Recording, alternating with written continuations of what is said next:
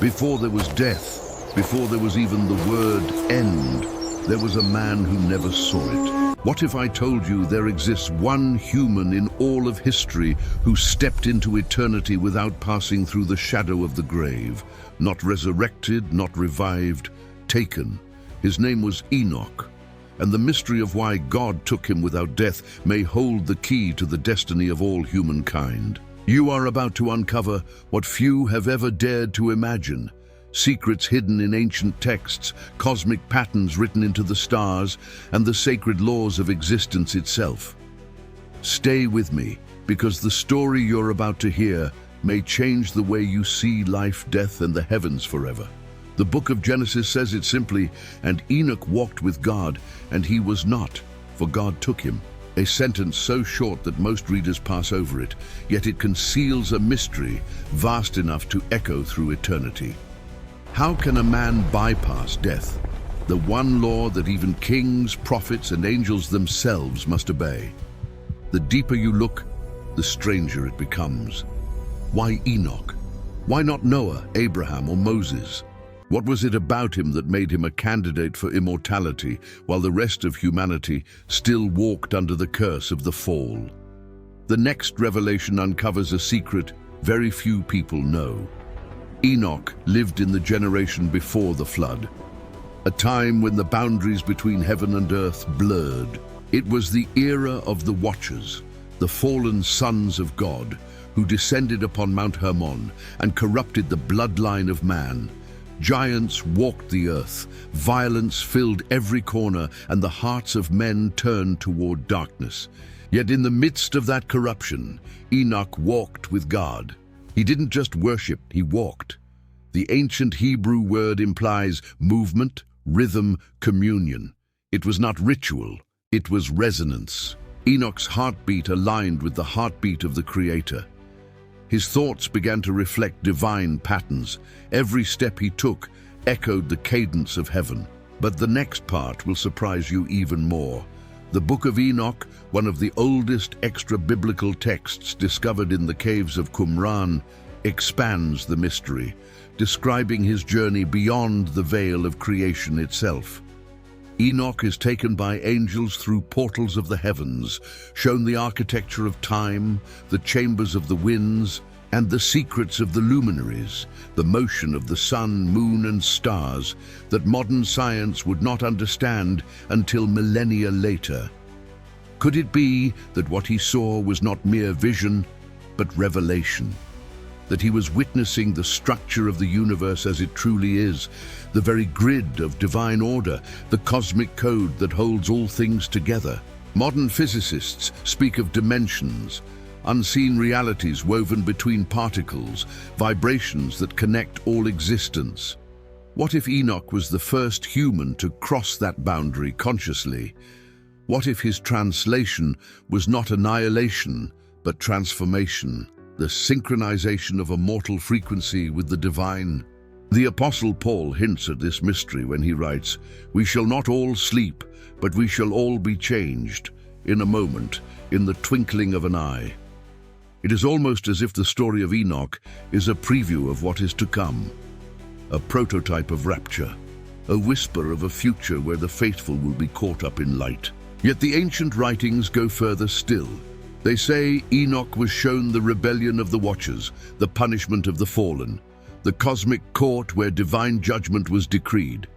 He became not just a witness, but an intercessor, a messenger between heaven and earth. Imagine it, a human standing before the thrones of flame, hearing the voices of archangels, reading the scrolls of creation itself. He was shown the calendar of the end, the 70 generations before the final judgment, and the secret of how evil would rise and fall in cycles, tied to the very movements of the stars. What comes next may change how you see the sky forever. Every constellation, every orbital rhythm was part of a celestial clock counting down toward redemption. But why did God choose Enoch for this mission? The answer may lie not in his power, but in his purity. In a world obsessed with strength and corruption, Enoch chose communion over conquest. He lived 365 years, a number that mirrors the solar cycle, as if his life itself symbolized alignment with cosmic order. His days became a reflection of the heavens. Ancient mystics believed that when a man's inner world mirrors the outer heavens, he becomes a bridge, a conduit through which divine light can pass. Enoch became that bridge. Yet something even stranger occurs in his story. The Book of Jubilees describes that Enoch was hidden from the sons of men. He disappeared, dwelling with the angels. Could it be that he did not die because death could no longer touch him? When a being vibrates at the frequency of eternal life, mortality loses its grip. The body does not decay, it transforms. In quantum terms, it's like a phase shift, water turning into steam. The essence remains, but its form transcends. Enoch's translation could be the first recorded instance of divine transmutation, a hint at the glorified bodies promised to the redeemed. But the next revelation uncovers something even more profound. Enoch's journey mirrors that of the entire human race. In Adam, humanity fell from divine presence. In Enoch, it began to rise again. He represents the restoration of the lost connection, the proof that flesh and spirit can once more walk together. This is why his name in Hebrew, Hanok, means initiated or dedicated. He was the first initiate of the heavenly order, the blueprint of what humanity is meant to become. Ancient rabbis taught that Enoch became the archangel Metatron, the scribe of heaven, seated next to God's throne, writing the records of men. Whether symbolic or literal, the implication is staggering. Enoch, a mortal, ascended to angelic rank. In other words, the divine plan for humanity was not mere forgiveness, it was transformation. The seed of divinity planted in the dust of Adam was destined to awaken. Enoch was the first flower of that awakening, but the next part will surprise you even more. If you trace the genealogy of Enoch, you find that he was the great-grandfather of Noah, the one who would carry the seed of the new world. Through Enoch's line came survival, grace, and renewal. It geese as though God preserved Enoch's spiritual DNA, his alignment with divine order within Noah's bloodline, ensuring that even through the flood, a remnant of that heavenly connection would remain. The flood did not destroy Enoch's legacy, it preserved it in secret form. And yet there's something unsettling hidden between the lines. The same age that birthed Enoch's walk with God also birthed the rise of forbidden knowledge, the knowledge taught by the Watchers, metallurgy, sorcery, enchantment, weapon-making. For every light, a shadow grows. Could Enoch's ascension have been a countermeasure, a divine extraction to prevent corruption from consuming the one man whose spirit was pure enough to anchor heaven's sagas truth? Imagine a cosmic tug-of-war, heaven racing to claim Enoch before the earth's darkness could. Modern theologians see Enoch's story as a glimpse of rapture. Mystics see it as ascension. Scientists might call it quantum translation, yet all converge on one truth. Enoch stepped into a state where heaven and earth became one. And here lies the secret that could rewrite our understanding of existence. Death was never part of the original design. It was an interruption, a virus in the code. Enoch's life was proof that the original design could be restored. But how did he reach that state? The scriptures say he walked with God 300 years. That is not a moment. It's a lifetime of transformation. Walking with God is not a single act of faith. It's a synchronization of the entire being, thought, emotion, intention, with the divine pattern. Imagine your every heartbeat aligned with the frequency of eternity, your every breath drawing in the spirit of the Creator. The ancients believed such harmony could literally change the molecular structure of the body, infusing it with divine light. Enoch may have become more light than flesh. And here's where modern science unknowingly echoes ancient revelation. Quantum biologists now speak of biophotons, light emitted by living cells, and how consciousness itself may alter physical reality. Could this be the scientific shadow of what Enoch experienced spiritually? When spirit and matter resonate, matter transforms. When consciousness aligns with divine order, the body becomes a vessel of immortality. Enoch was not escaping death. He was transcending the frequency where death operates. But the next part will surprise you even more. Enoch's Chak's translation may not have been unique. Elijah too was taken up by a chariot of fire, vanishing into the heavens without dying. Centuries later, Jesus himself ascended, his body transformed into light. Each event echoes Enoch, as if God is repeating a pattern, showing humanity what awaits at the culmination of redemption. Enoch was the first of many, the dawn of a new species of being, the resurrected, the eternal. Some scholars believe Enoch will return as one of the two witnesses in Revelation, those who prophesy, perform miracles, and are eventually taken up in the sight of all nations. If that is true, then Enoch's story is not finished. It is paused, waiting for the appointed hour. Could it be that the one who never died will stand once more in the final days to testify of the eternal covenant? What comes next may change how you see the timeline of prophecy forever, but let's look deeper, beyond prophecy, into symbolism. The number 365, Enoch's years, is not arbitrary. It mirrors the solar year, suggesting that Enoch's life was in perfect harmony with cosmic rhythm. Just as the sun never fails to rise, so too did his soul rise beyond the horizon of mortality. He became the living symbol of divine constancy.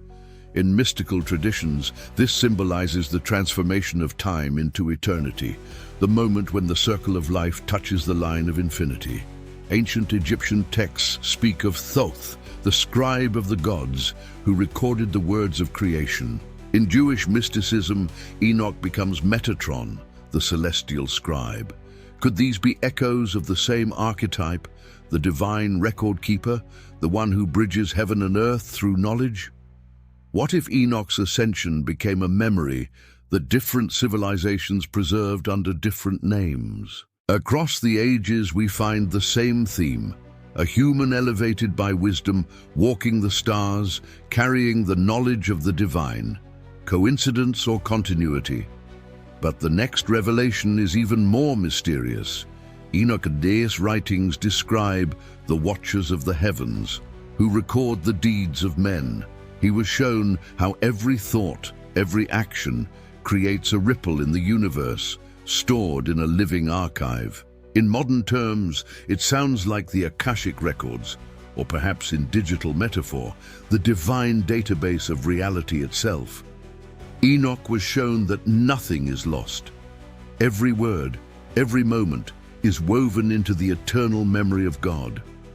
This may be why he was chosen, because his heart was pure enough to bear that knowledge without being consumed.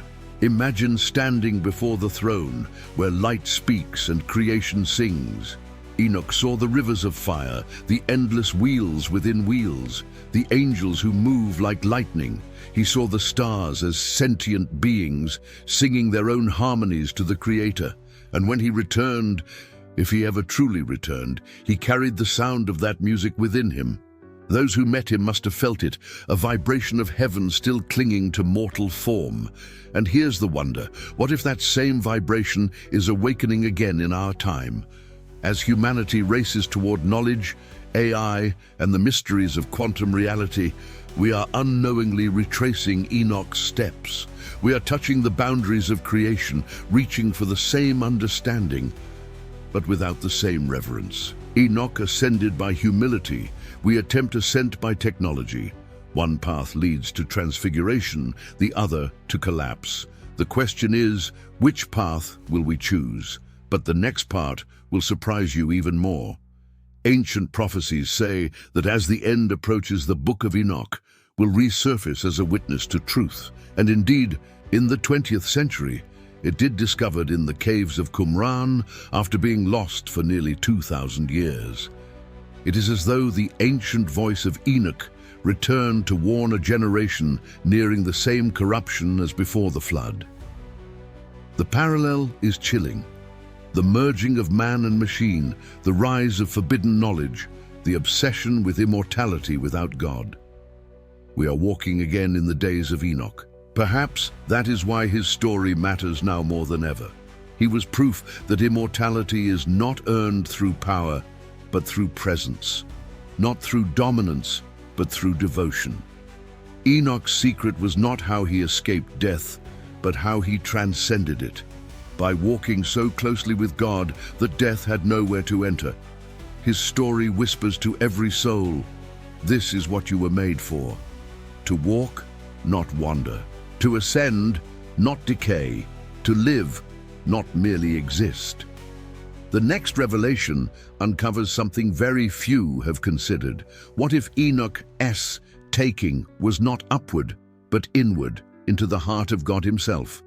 In mystical terms, to be taken means to be absorbed into the divine presence, to dissolve the illusion of separation. In that moment, the boundary between creator and creation disappears, and the two become one. I and the Father are one, said Christ, words that echo Enoch's walk centuries earlier. The ultimate destiny of humanity is union, not escape. And yet, the story doesn't end there. In fact, it doesn't end at all. Because Enoch's journey continues through you, through every soul who seeks to walk with God amidst the darkness of this world. His path is not ancient history, it's a living prophecy. Each act of faith, each moment of surrender, each alignment with divine rhythm, it's another step in that same eternal walk. But the next part will surprise you even more. And now, as we reach the end of this journey, pause for a moment and let the weight of what you've just heard settle deep within you. From the ancient plains of early creation to the mysteries of the heavens, we have walked with Enoch, the man who never tasted death, the one who proved that intimacy with God is stronger than mortality itself. We've seen how his life became a mirror of divine order, how his footsteps resonated with eternity, how his heart beat in harmony with the Creator's. We've glimpsed the forgotten truths buried in ancient texts, the whispers of angels, the patterns of the stars, the science of light and transformation. And through it all, one message has echoed louder than any other. We were made to walk with God. Enoch's story is not distant mythology, it's a living invitation. His life testifies that death is not the end, that corruption can be transcended, that the human spirit was designed to ascend. Every moment of his 365 years was a prophecy, a promise that those who walk closely with God will one day be taken, not by the grave, but by glory. And now that same invitation stands before you. If your heart has been stirred, if something deep within you is awakening, don't let this moment fade into the noise of another passing day. Right now, wherever you are, speak to God. Write your confession in the comments below. Share your prayer.